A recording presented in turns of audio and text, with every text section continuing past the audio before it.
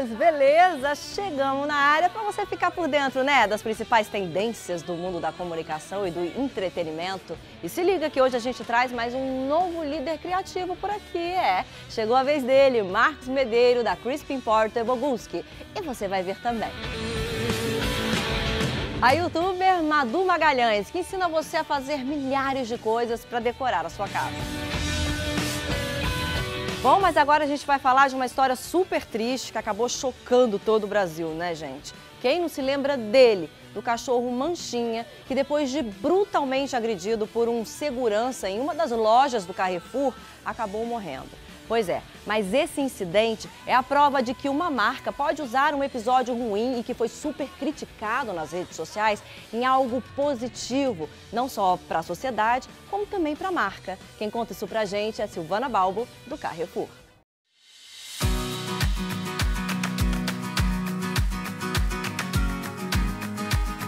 Eu acho que o grande aprendizado para nós é que a velocidade das redes sociais muitas vezes é maior do que a nossa velocidade para descobrir o que de fato aconteceu. A gente acompanhou algumas crises semelhantes e o que aconteceu no nosso caso, diferente das outras, é que a primeira informação que a gente tinha era muito diferente do que as redes sociais proliferaram.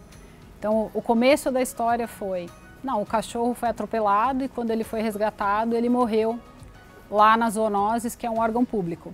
Aí a gente foi levantar todos os filmes que a gente tinha internos e foi entender que não, ele não tinha sido atropelado, ele tinha sido de fato machucado pelo segurança da loja e depois do resgate ele realmente morreu. Mas que provavelmente a causa da morte não era o ferimento da pata. Só que até a gente averiguar e descobrir tudo isso, a rede social já tinha condenado o Carrefour. Então eu acho que para a gente tinha uma mistura da frustração de ser injustamente crucificado, né, injustamente culpado pela rede social, pela opinião pública. Acho que a gente também aprendeu que a causa animal hoje ela é extremamente relevante. Tem muita gente que tem uma relação com o animal que talvez não tenha até com o ser humano. A gente percebeu o quanto isso é importante para as pessoas e nada do que a gente imaginava que faria sentido, que era buscar a verdade para depois se pronunciar, se mostrou eficiente na rede social.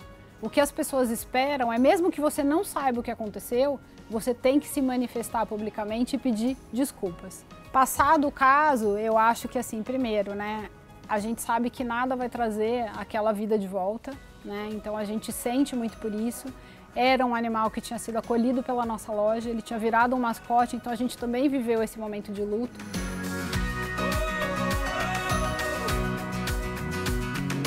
E com tudo que a gente aprendeu, a gente decidiu se dedicar mais para essa causa, né? Então, o que a gente pode fazer em prol da sociedade para tentar minimizar essa perda? E a gente agora estruturou uma série de ações. A gente acabou de fazer uma ação grande de castração, porque, na verdade, esse é um problema social.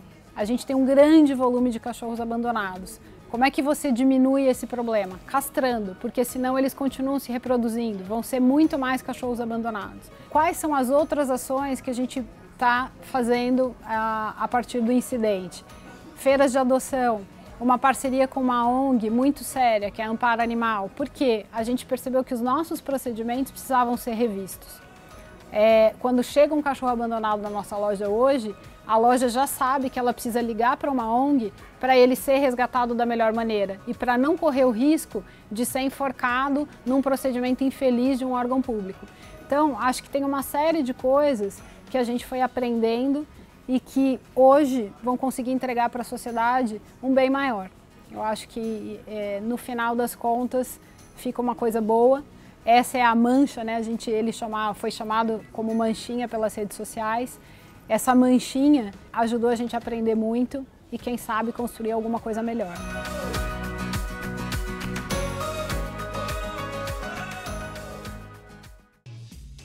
Ele diz não levar as coisas muito a sério, mas é um tremendo profissional de criação que, com muito carisma, humildade e maestria, comanda o seu time criativo. Na nossa série, os novos líderes criativos, chegou a vez de você conhecer um pouco melhor ele, Marcos Medeiros, da Crispin Porter Bogusky, Brasil.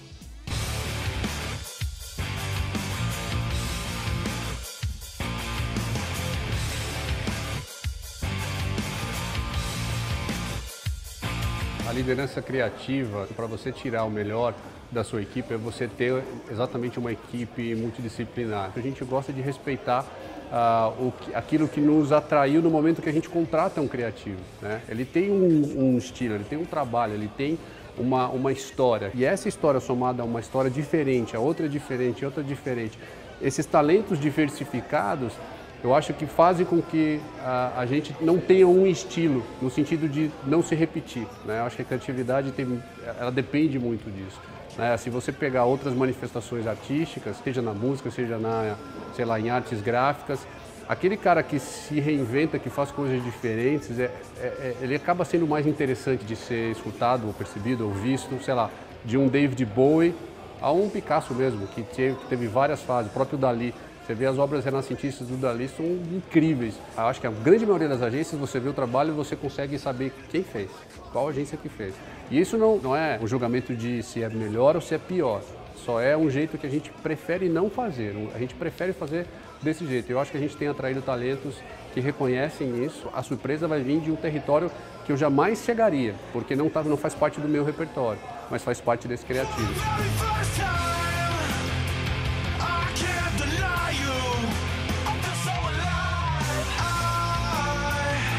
A gente viu muito absurdo, né, nos anos... Eu comecei nos anos 90, mas 90, 2000, tanta coisa que a gente olha hoje para trás, que a gente mesmo fez porque era tolerado, porque não tinha policiamento, não tinha, isso aqui é engraçado, haha. Para quem? Eu estou ferindo uma minoria para fazer graça em relação a isso? Acho que isso hoje, cada dia é mais tolerado, acho que ainda a gente está longe disso acabar. O ambiente de trabalho é um belo exemplo disso, né? De absurdos que a gente escuta por aí, que tipo, falou isso, disse aquilo, eu falo, sério? E antigamente era, se eu vi um negócio na TV que me ofendia, saía do ar. Hoje, eu fico falando sobre isso por muito tempo nas redes sociais. Então a consequência ela é muito maior e muito mais imediata.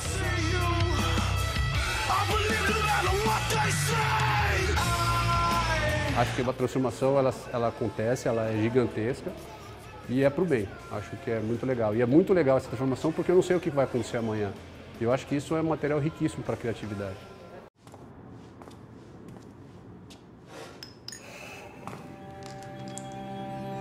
Stella Artois teve uma mulher na liderança em 1726. Isabelle Artois, nossa CEO antes mesmo desse cargo existir. Ela enfrentou muitas dificuldades para conquistar seu espaço. Por isso, nossa cerveja vai mudar de nome pela primeira vez em 600 anos. Para inspirar um mundo com mais mulheres protagonistas.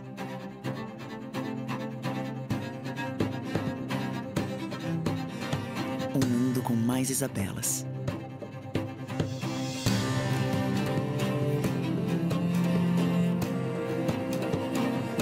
Isabelle Artois.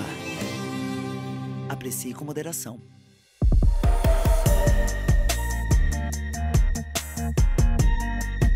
Eu gosto muito de aprender o que eu não sei. Amanhã eu tenho a minha primeira aula de guitarra. Eu toco muito mal sozinho, de forma amadora, eu queria aprender. E eu acho que isso é um exercício muito legal de criatividade, você tocar em territórios que você não sabe. Eu adoro desenhar, minha formação é diretor de arte, então também ando me forçando, né, a fazer mais isso, a exercitar mais isso. Mas eu acho que especialmente fazer coisas fora do trabalho, que não tem muito a ver com o trabalho, acho que isso amplia demais a sua cabeça, né? O Einstein tem uma frase que eu adoro, que é um cérebro que cresce para um novo assunto jamais retorna ao seu tamanho original.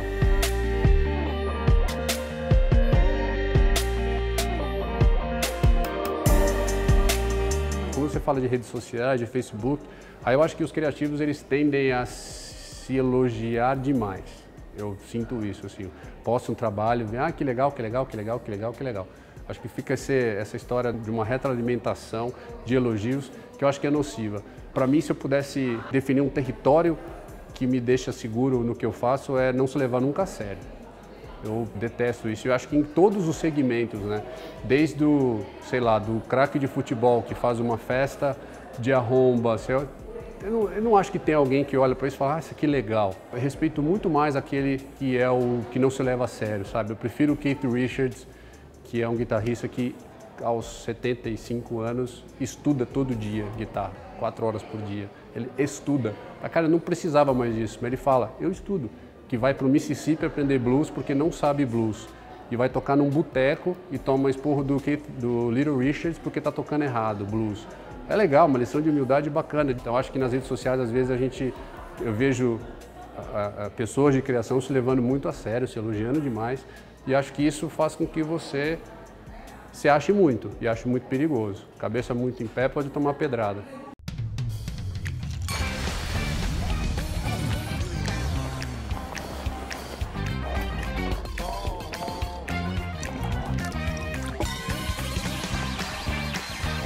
Se beber, não dirija.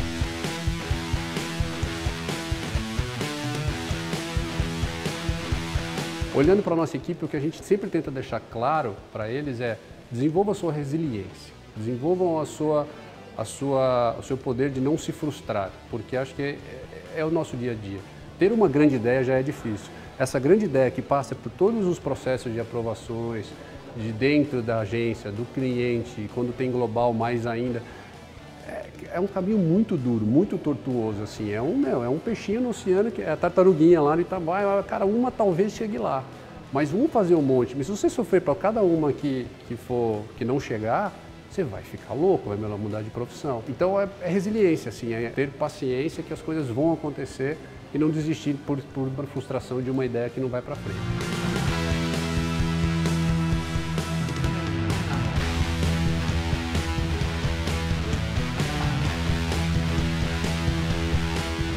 Assumir mais riscos é importante. A gente fala isso direto para os nossos clientes. Assim, vamos assumir risco.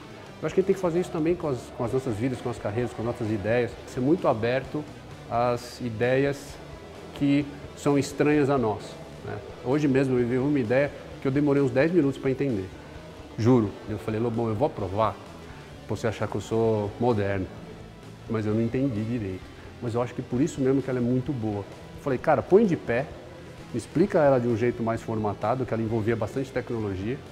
Me coloca isso de pé de um jeito que você explicaria para o seu tio, que no caso sou eu, e me traz de volta. Eu vejo a cara como ele sai. Não é porque eu não entendi ou porque ainda naquele primeiro momento não me seduziu que eu devo matar uma ideia. Para a gente não tem nada mais prazeroso do que isso, de ver essas ideias nascendo, de ver esses caras falando, poxa, tem um cara aqui que respeita as minhas ideias. Mesmo quando parece que ele não entende direito. Quando você dá a chance para um cara desse, você quer ser surpreendido. Então acho que isso é uma coisa que não desistir nunca de surpreender sempre. Porque acho que isso que vai fazer com que essa pessoa suba. Ela é feita de alegria. Alegria que está presente em tudo. Nas suas cores, curvas, casas. E especialmente em suas mulheres.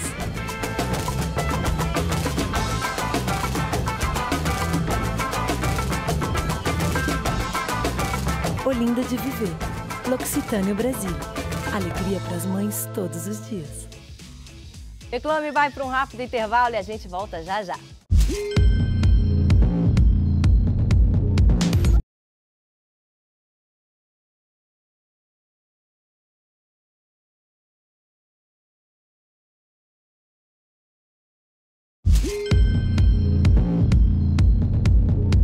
Ela começou na internet mostrando a sua paixão por Harry Potter e Star Wars, fazendo móveis, artes inspiradas nos temas. Rapidamente se tornou uma referência no estilo faça você mesmo, ensinando a gente a fazer aí objetos de decoração, móveis para enfeitar mais a nossa casa, entre outras dicas bem bacanas. Hoje a gente conversa com a youtuber Madu Magalhães.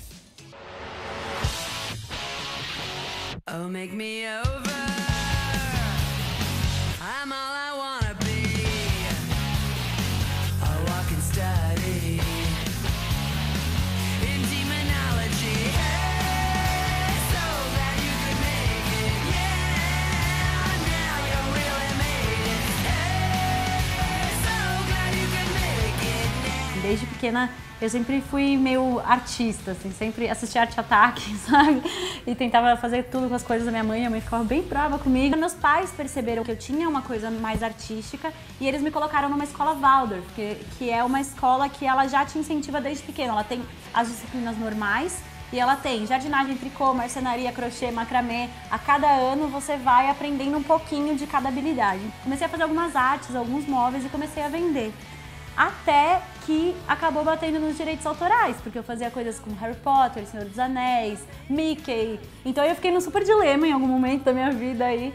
E aí acabou me dando um plim, assim, que eu falei, nossa, eu não posso vender, mas eu posso ensinar as pessoas a fazerem. Porque até na época eu tinha um blog e eu postava sempre mais ou menos o passo a passo do que eu tinha feito antes de vender as artes. E aí começou um movimento das pessoas me mandarem fotos com a hashtag Madu Eu Que Fiz. Eu falei, nossa, que incrível, eu posso fazer um canal. Na época não tinha muito canal de do it yourself no YouTube, acho que fui um dos primeiros no Brasil. E aí acabou deslanchando desse pequeno blog, eu migrei pro YouTube. E aí logo em seguida eu chamei um amigo meu de Porto Alegre, que hoje é quem mora comigo até, o Gustavo. E aí a gente foi fazendo junto o canal. No início ele foi muito focado nesses temas geeks, de séries e filmes, assim. Todos os móveis e as coisas que eu compartilhava eram muito nesses temas geeks. Só que aí com o tempo eu fiz muita coisa e a galera começou a me pedir muito. E essa maquiagem que você fez? E esse cenário aí atrás? E essa cadeira? Eu comecei a expandir para todo tipo de decoração. E hoje a coisa dos tutoriais nerds ficou um pouco, uma parcela menor e eu fico mais com decoração mesmo, assim. Adoro fazer uma comida de vez em quando, faço decoração, tudo, assim. O que me dá na telha de compartilhar, tudo que for dica, eu tô compartilhando, sabe? Então às vezes é uma receitinha caseira para hidratar o rosto, às vezes é uma comida, às vezes é uma decoração. Então o negócio é buscar soluções para as pessoas e tudo que elas me pedem, eu me desafio a fazer. Eu falo que, gente, criatividade é muito treino também, sabe? Assim, quanto mais você faz de temas diferentes, mais você vai ficando habilidoso para fazer qualquer coisa. Um dos meus vídeos que mais bombou na época, há uns 2 anos atrás mais ou menos, foi um vídeo de capinhas de celular. Eu fiz uma maneira muito criativa, com gel, de fazer capinhas de celular. E quando eu olhei o vídeo no dia seguinte, ele tinha tipo 1.200.000 views. Eu falei, como assim? Que é muito acima da média de um dia de vídeo, assim. Então nessa parte presta bastante atenção pra ver como é que eu fiz, tudo que eu tô falando, observações e dicas pra dar tudo certo aí, tá bom? Beleza? Vamos pro tutorial. Que sorte seja. Oh, this you crazy mother. Primeira coisa, imprime aí algumas imagens do tema que você quiser. Aí, como eu falei pra vocês no início do vídeo, precisa de algum plástico. Não sei quantos tipos de plástico funcionam, mas eu tô usando aqueles de cobrir mesa mesmo. É só você cortar do tamanho que você precisar. E o grande segredo dessa história toda é papel manteiga. Eu demorei bastante pra descobrir isso. É ele que faz o plástico não grudar aonde a gente não quer. Então fica a dica. As pessoas gostam muito quando eu faço transformação completa de ambiente, assim. Quando eu pego um ambiente zero e aí faço um makeover completo, as pessoas gostam muito de ver essa coisa do antes e depois, assim, sabe? Eu brinco que eu faço uma casa e me mudo e começo outra casa. Eu mudei para um apartamento, aí fiz todinha a decoração, as pessoas acompanharam passo a passo de todos os cômodos. Quando terminou, eu me mudei. Mas não foi por conta disso, foi, enfim, a vida me levou a ter que me mudar.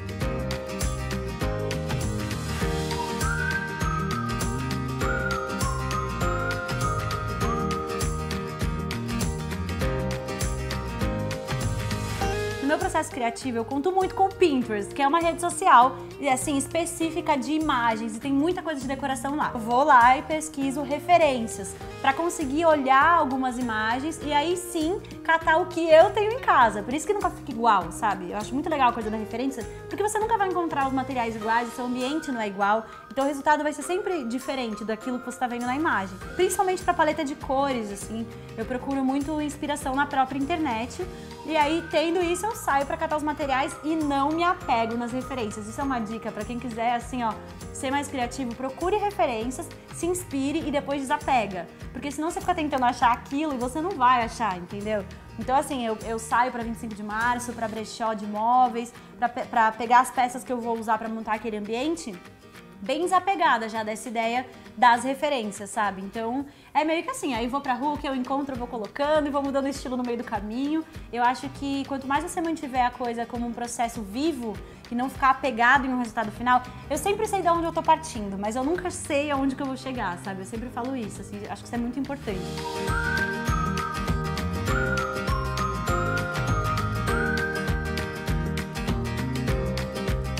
Na internet você tem que saber muito bem quem é o seu público e o que as pessoas estão esperando de você, porque elas vão compartilhar se elas se sentem atendidas naquilo que elas estão esperando, sabe? Eu sempre falo assim, quando eu tô concordando 100% com um vídeo, ele vai muito bem. E aí não tem uma fórmula, mas é uma energia que você coloca, sabe? Quando você tá gostando muito, sei lá, as pessoas gostam também, não sei explicar, assim.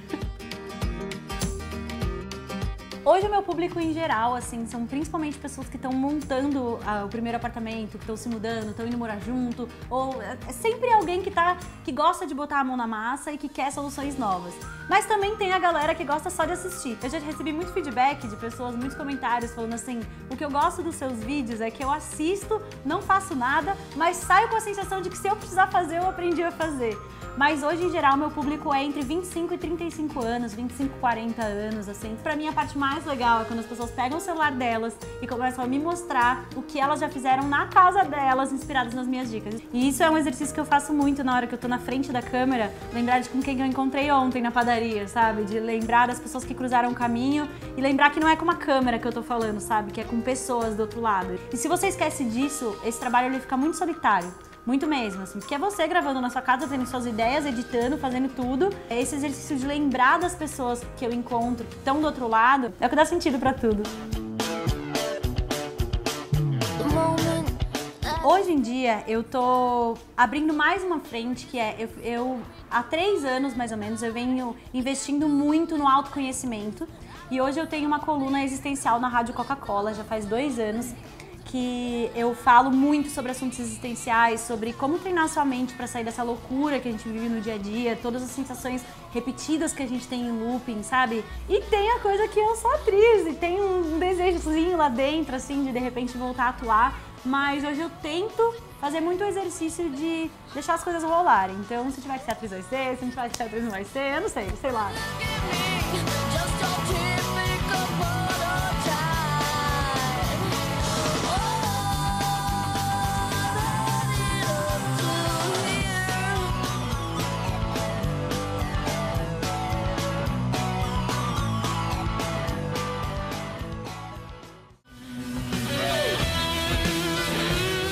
Gente, Reclame de hoje vai ficando por aqui. Ó, queria agradecer esse lugar incrível que recebeu a gente hoje. Benzina Bar. Aliás, se você curte uns bons drinks, a balada é aqui, sacou? Ó, lembrando que toda terça-feira às 21 horas temos Rock Reclame na Kiss FM.